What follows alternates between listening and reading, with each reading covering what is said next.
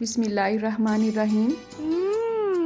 Tasty. जी हाँ, cakes पे लगी ये चॉकलेट ना सिर्फ बड़ों को बल्कि बच्चों को भी अट्रैक्ट करती है। घर पे हम केक तो अक्सर ही बना लेते हैं, लेकिन उसको हमने चॉकलेट से कैसे कवर करना है ये बहुत कम लोग जानते हैं। तो आज की इस वीडियो में आपको चॉकलेट गनाश की दो रेसिपीज मिलेगी। एक को हम क्रीम के साथ रेडी करेंगे और दूसरे को हम मिल्क के साथ रेडी करेंगे, यानी कि उसमें आपको कोई भी क्रीम या व्हिपिंग क्रीम की ज़रूरत नहीं पड़ेगी। सिर्फ दो अज्जा के साथ आप केक को बहुत ही खूबसूरती के साथ कवर कर सकते हैं। केक के कॉर्नर पे ये जो आपको सिल्वर लाइंस नज़र आ रही हैं, इसे हमने कैसे बनाना है ये भी आज की वीडियो में डिस्कस करेंगे। तो चलें आज की इस वीडियो का आगाज़ इस दुआ के साथ करते हैं कि अल्लाह आप सबका दस्तरखान सजाए रखे और हम सबको सेहत और ईमान का रिज़्क अता फरमाए। टेस्टी। जी, तो केक का स्पंज मैंने रेडी कर लिया है। इसकी रेसिपी आपको मेरे चैनल पे मिल जाएगी। वीडियो की स्पीड को आपके लिए मैंने थोड़ा सा तेज़ किया है। इसे हमने पहले सोक करना होता है और उसके बाद इसे हमने कवर करना होता है।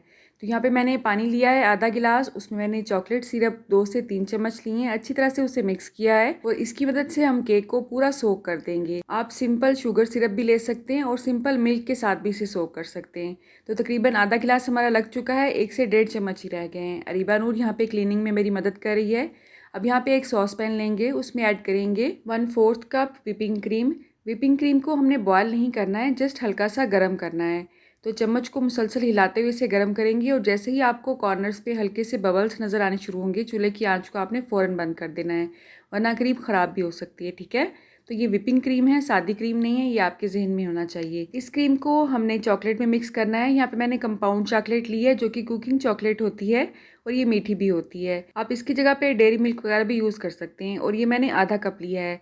तो जितनी हमने क्रीम लेनी है उससे डबल हमने चॉकलेट लेनी है। ठीक है, तो मुसलसल चम्मच हिलाते हुए इसे मिक्स करेंगे और इसी दौरान आप देखेंगे कि एक बहुत ही अच्छी सी कंसिस्टेंसी केक को कवर करने के लिए हमारी रेडी हो जाएगी। केक को मैंने लेयर्स में नहीं काटा है। अगर आप लेयर्स के अंदर भी ये लगाना चाहते हैं तो इस मकसद के लिए भी ये बिल्कुल परफेक्ट होती है। ठीक है, तो इसे हमने जस्ट ऊपर से कवर करना है और साइड से कवर करना है। किसी भी वजह से अगर आपको लगे कि ये बहुत ज़्यादा रनी कंडीशन में है और आपसे हैंडल नहीं हो रही है, तो आप इसे थोड़ी देर के लिए फ्रिज में रख दें। ये थोड़ी सी थिक हो जाएगी और आप अपने हिसाब से केक को कवर कर सकते हैं। केक को अच्छी तरह से हर तरफ से कवर करने के बाद हम फ्रिज में रख देंगे ताकि चॉकलेट हमारी अच्छी तरह से सेट हो जाए। और जो बाद की डेकोरेशन है वो हम थोड़ी देर के बाद करेंगे। तो आपने 5 से 7 मिनट का रेस्ट इसे ज़रूर देना है। ठीक है, और इसे फ्रिज में रखना है।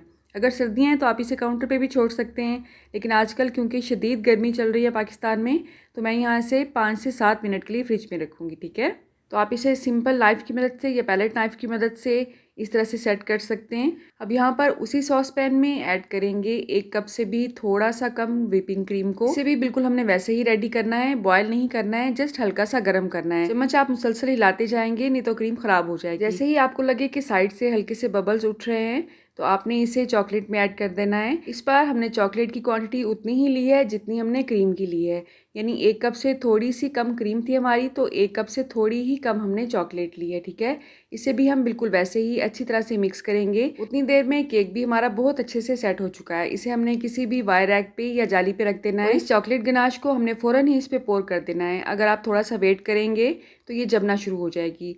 जो भी एक्स्ट्रा क्रीम है वायर रैक पे रखने की मदद से वो आप उठा सकते हैं। अब इस पर आप कोई भी पैटर्न दे सकते हैं। जस्ट मैंने तजर्बे के लिए इस पर इस तरह से लंबी लंबी स्ट्रिप्स बनाई हैं। अगर आप सादा पसंद करते हैं तो आप इसे सिंपल भी रहने दे सकते हैं। ठीक है, असल में इंसान तजर्बों से बहुत कुछ सीखता है। तो यहाँ पे हम थोड़ा सा तजर्बा करेंगे तो ही हम बहुत अच्छे से डिज़ाइन बना सकते हैं केक्स के। अब यहाँ पे मैंने दोबारा आधी क्रीम ली है और इसे हम हल्का सा गर्म करेंगे, बिल्कुल वैसे ही जैसे हमने पहले ली है। आप भी सोच रहे होंगे बार बार क्रीम को मैं क्यों गर्म कर रही हूँ और क्यों बना रही हूँ, एक ही दफ़ा बना के क्यों नहीं रख लेती। असल में आप थोड़ी थोड़ी सी बनाएंगे तो ही आपको अंदाज़ा होगा कि आपको कितनी मज़ीद चाहिए, वरना आप अपने अज्जा को ख़राब कर लेंगे। ठीक है, तो जैसे ही मेरी क्रीम हल्की सी गर्म हुई है इसमें मैंने चॉकलेट ऐड कर दी है और इस दफ़ा भी मैंने जितनी क्रीम ली है उतनी ही चॉकलेट ली है। ठीक है, ये कंपाउंड चॉकलेट आपको बहुत ही सस्ते दामों मार्केट से मिल जाती है। 700 to 800 आपको पर केजी के हिसाब से मिलती है और ये एक ब्लॉक की सूरत में होती है। उसकी कटिंग करके आप इसे इस्तेमाल कर सकते हैं। ठीक है, तो आप देख सकते हैं यहाँ पे चॉकलेट गनाश हमारी रेडी है। इसे हम रूम टेम्परेचर पे आने देंगे। उसके बाद 2 से 3 मिनट हमने इसे फ्रीज़र में रखना है और उसके बाद मशीन से अच्छी तरह से इसे बीट करना है, क्योंकि इसे हमने पाइपिंग बैग में डालना है और थोड़ा सा थिक करना है। इसे आप हल्का सा ठंडा भी कर सकते हैं। तो यहाँ पे मैंने बर्फ़ का कटोरा लिया है, इसे इस बाउल के नीचे रखा है। अगर शीशे का या स्टील का बाउल होगा तो ये बहुत अच्छे से जल्दी से ठंडा हो जाएगा। ठीक है, तो यहाँ पे मशीन की स्पीड को मैंने फुल ही रखा हुआ है। आप देख सकते हैं चॉकलेट का कलर हल्का हल्का सा लाइट होना शुरू हो गया है। लेकिन ये कभी भी स्टिफ पीक की सूरत में नहीं आएगा जैसे कि आम क्रीम आती है, तो आपने परेशान बिल्कुल भी नहीं होना है। इसे आपने जस्ट इतना ही बीट करना है जितना कि क्रीम का साइज़ जो है वो डबल हो जाए। उसके बाद आपने इसे फ्रीज़र में रख देना है और किसी भी पाइपिंग बैग में आप इसे डाल सकते हैं। यहाँ पे मेरे पास सिंपल बीट की हुई क्रीम थी, उसे मैंने जस्ट पाइपिंग बैग में डाला है, कोई भी नोज़ल नहीं लगाई है।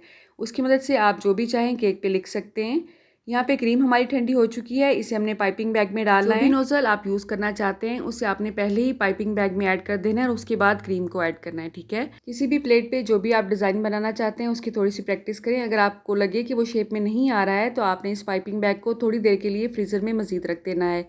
उसके बाद वो हल्की सी ठंडी हो जाएगी और बहुत ही अच्छी सी डिज़ाइनिंग बन जाएगी, ठीक है। अब यहाँ पे मेरे पास एडिबल ग्लिटर है, ये आपको ऑनलाइन बहुत ही ईजी मिल जाता है, दराज से आप इसे ऑर्डर कर सकते हैं। इसमें मैंने जस्ट आधे से भी थोड़ा चम्मच कुकिंग ऑयल का ऐड किया है। ऑयल आपने वो यूज़ करना है जिसकी कोई भी खुशबू ना हो। ब्रश की मदद से अच्छी तरह से इसे मिक्स करेंगे। अगर आपको लगे ये ज़्यादा पतला हो गया है तो आप इसमें थोड़ा सा ग्लिटर मज़ीद ऐड कर सकते हैं, और अगर आपको लगे ये थोड़ा सा थिक है तो आप 1 से 2 ड्रॉप्स ऑयल के मज़ीद इसमें ऐड कर सकते हैं। तो आप देख सकते हैं थोड़ी सी मेहनत के बाद आप घर पे ही बहुत ही खूबसूरती के साथ केक को डेकोरेट कर सकते हैं।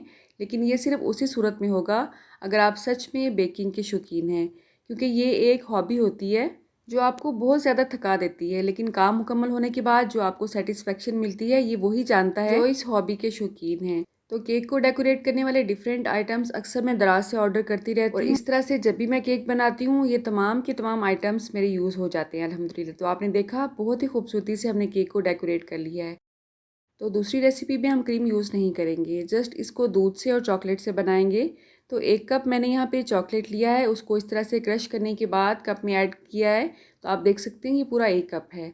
इसे अब हमने किसी भी ऐसे बर्तन में ऐड करना है जो कि हीट रेजिस्टेंस वाला हो। मतलब है कि अगर इसे हम हीट अप करते हैं तो ये टूटना नहीं चाहिए। दूध जो हमने इसमें यूज़ करना है वो हमने ठंडा नहीं करना है, बल्कि रूम टेम्परेचर पे होना चाहिए, और ये मैंने 1/4 कप लिया है, ठीक है। इसे अब हम ओवन में रखेंगे और जस्ट 10 सेकंड के लिए इसे हीट अप करेंगे। हर 10 सेकंड के बाद आपने इसे निकालना है और मिक्स करना है, ठीक है। अगर आप इसे ओवन में नहीं रखना चाहते हैं तो आपने डबल बॉयलर रेडी करना है। डबल बॉयलर की रेसिपी मैं आपसे पहले भी शेयर कर चुकी हूँ। जस्ट आपने गर्म पानी के ऊपर ही बाउल रखना होता है और यही डबल बॉयलर होता है। मेरे पास क्योंकि मक्खन नहीं था इसलिए मैंने 1 चम्मच इसमें न्यूट्रल जेल ऐड किया है, जो कि आम घर में नहीं होता है। आमतौर पर घरों में मक्खन ईजिली अवेलेबल होता है, तो आपने 1 चम्मच इसमें मक्खन ऐड करना है, उसका रिजल्ट इसमें बहुत अच्छा आता है। जस्ट इसको हमने अच्छी तरह से मिक्स करना है। अगर आपको लगे कि इसमें हल्के से लम्प्स बन रहे हैं तो आप इसे छान भी सकते हैं।